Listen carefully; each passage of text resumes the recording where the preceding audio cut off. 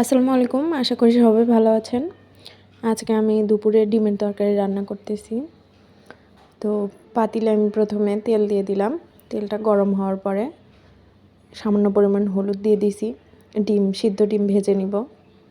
কড়া কড়া করে ভেজে নিলে ভালো লাগে, দেখতেও সুন্দর লাগে তরকারির ভিতরে। এখন লেগে যাচ্ছিল, আর ভাজা প্রায় শেষ, লাল হয়ে আসছে। এখন নামিয়ে নিব। এবার আমি এটার ভিতরেই পেঁয়াজ দিয়ে দিব, তেলানি যেটা আর কি। তো তেলানি দিয়ে দেওয়ার মধ্যে এর ভিতরে আমি একটু এলাচ, দারচিনি আর তেজপাতা আর সামান্য পরিমাণ জিরা দিয়ে দিছি। এবার এটাতে হালকা পানি অ্যাড করে দিছি।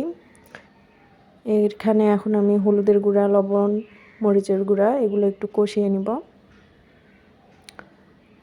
মরিচের গুঁড়া একটু বেশি দিয়েছি কারণ আলুর তরকারি।